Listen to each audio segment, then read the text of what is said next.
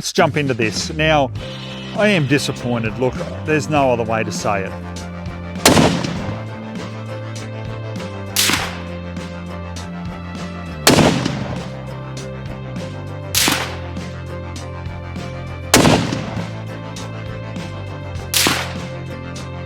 About an inch there too, I'd say. Yep, an inch.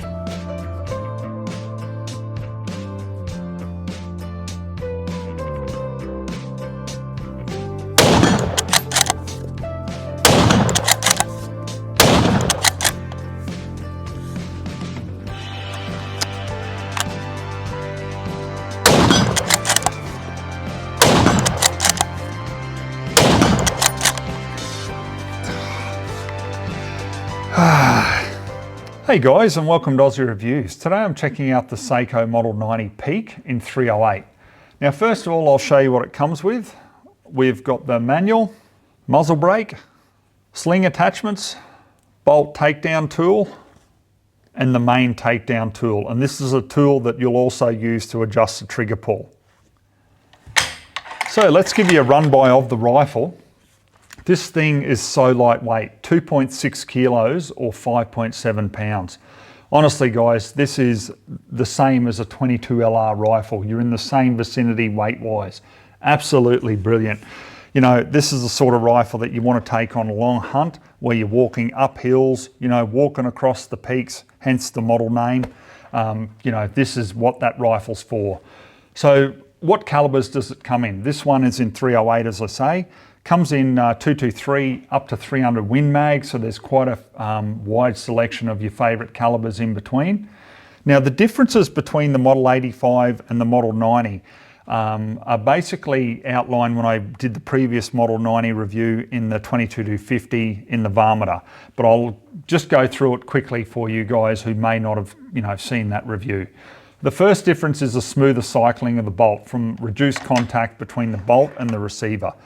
Honestly guys, can I tell the difference between the 85 and the 90? No, I can't, because they're both very smooth. There's also a reduced lock time, so that's the time between the trigger releasing the sear and the firing pin striking the primer. So that's down to 1.3 milliseconds. Once again guys, do I notice a difference with that? No, I don't, but you know, that's what they've done. The one thing that I can clearly see the difference is with the ejection port. Now that's been redesigned. You've got more of an angle, you know, on that. There's also a very easy adjustment of the trigger pull. Now we'll run through that, you know, just in a moment. You've also got an easy adjustment of the trigger blade forward and back. Now the bolt still has 3 locking lugs, but you've got dual plungers there. That's the difference between the bolt on the 85 and this new Model 90. The barrel on it is cold hammer forged steel, 50.8 centimeters or 20 inches in length. The 308 now has a 1 in 10 inch twist, where I believe the initial versions of the Peak came out with a 1 in 11. So it'll be interesting to see if that makes a difference. It's threaded for M15, I believe, the thread size. Fully free floating. As you can see, it's fluted. We've also got the thread protector at the end there. Coming back to the receiver, you do actually have Picatinny machined into the receiver on the Model 90, which I think looks really nice and neat. On top, I've got loopholed PRW2 1-inch rings and my Schmidt & Bender Summit 2.5 to 10 by 40 optic. This is the only 1-inch tube that Schmidt & Bender have made, and guys, it's perfect for hunting, so it complements the rifle really well. The safety on it locks the action, and obviously you can't fire naturally, so it'll prevent you from opening and firing. However, you do have a button at the back of the bolt handle here that you can depress, and then you can still cycle the action.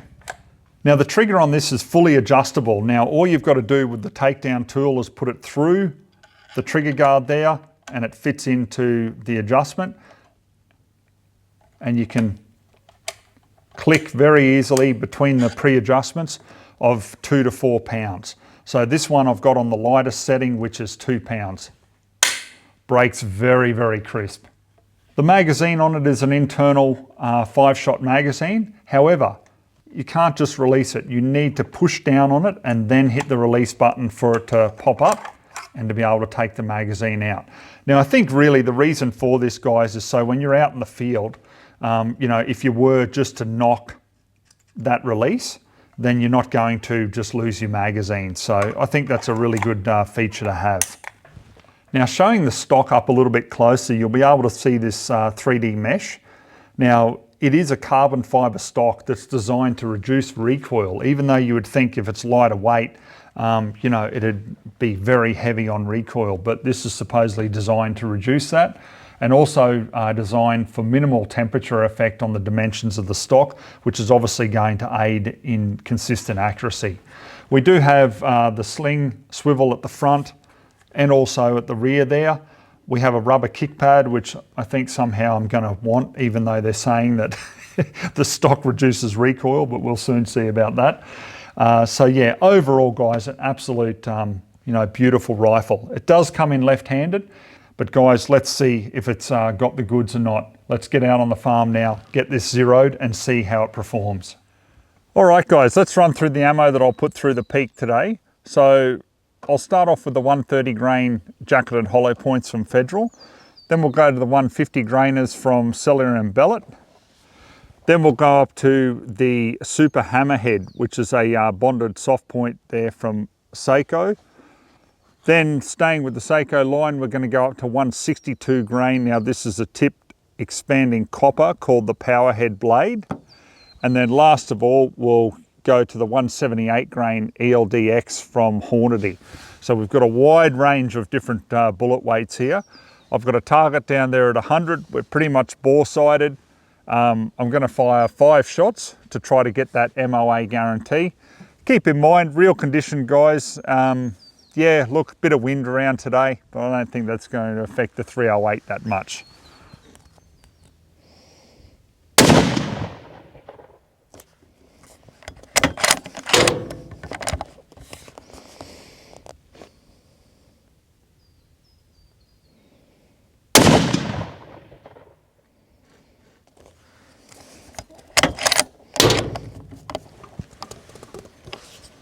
A bit of a jam.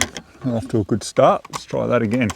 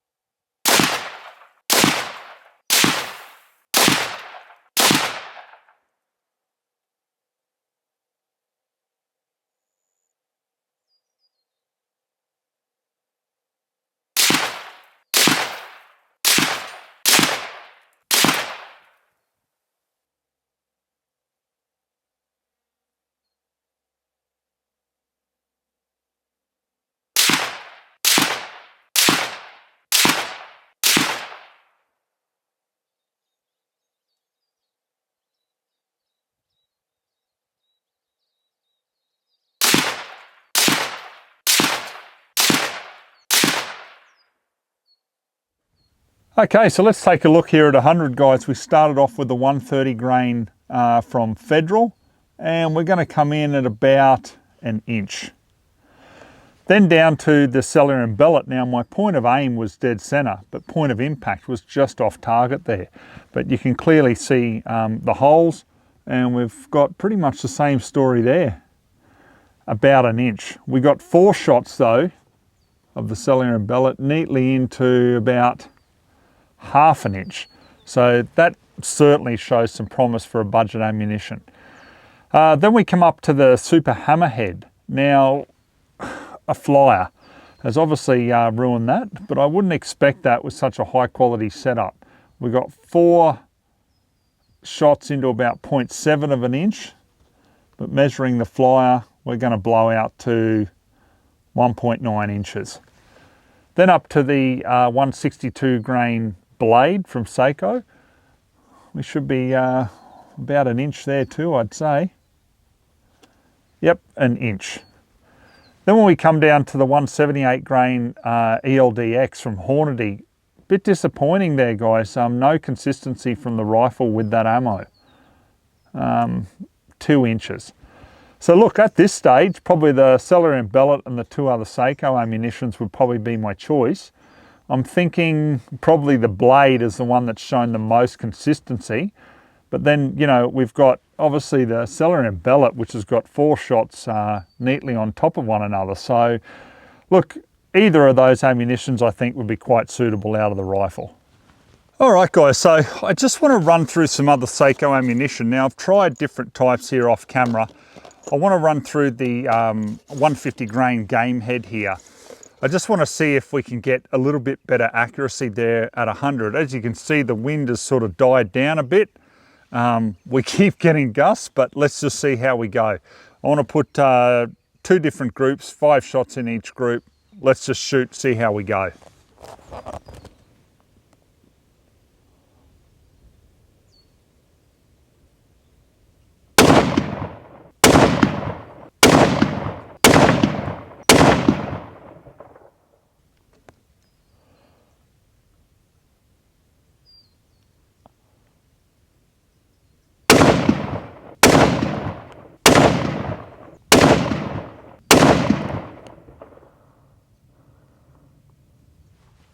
All right, guys, so what I've done here is I've taken 10 shots, no breaks between it, just shoot.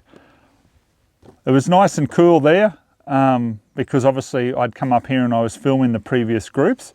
So we have 4 shots into about 0.2 of an inch, you know, which is fantastic. That's what I expect from Sako.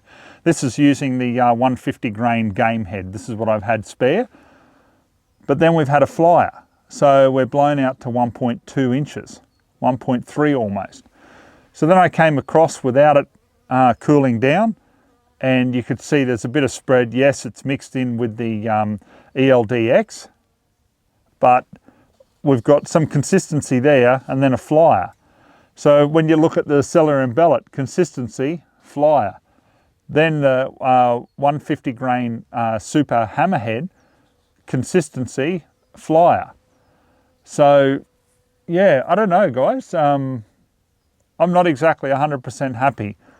I'm aiming out of this high-end rifle to get 5 shots into exactly that, half an inch or under. That's me personally.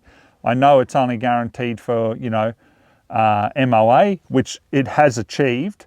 But yeah, I was just trying to achieve that. So I thought I'd just do this little bit extra shooting and just show you what I was trying to achieve here.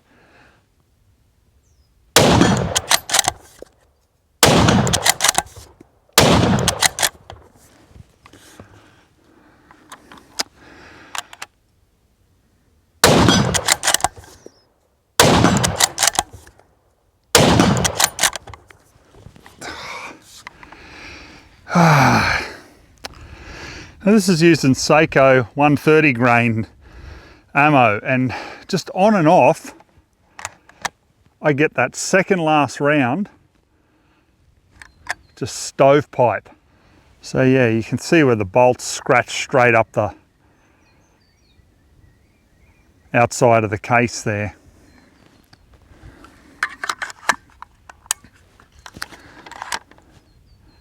There we go. So it's just trying to load there. So hopefully we'll get a close up of this, guys, to be able to see it. So yeah, just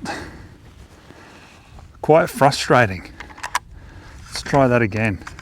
Sometimes I have no issues and other times it just doesn't like it. And you would think that Sako ammunition would cycle flawlessly in a Sako. There we go. So it's working now.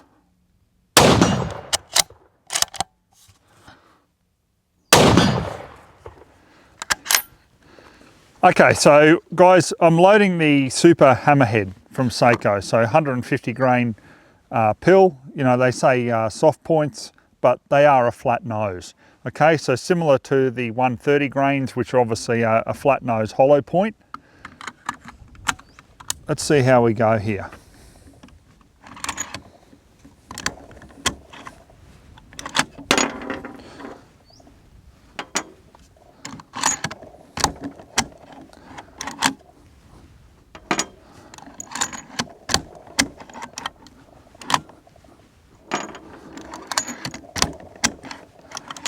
Yep, so it's loaded now. Let's try again. I'm determined to get to the bottom of this because it's absolutely driving me mad. Okay, so try again.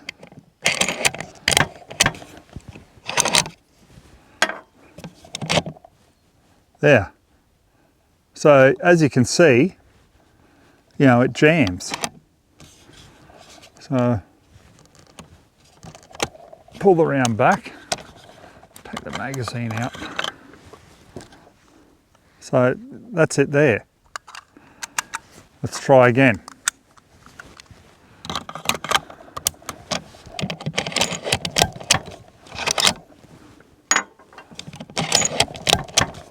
Yep, so no issues there on the second round.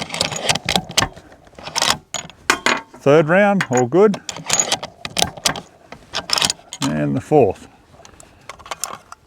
So this is why this is driving me nuts, because, you know, I think it's just in my head, but then, you know, I'm shooting it off the shoulder or, you know, even off the bench here, and then we've got jams.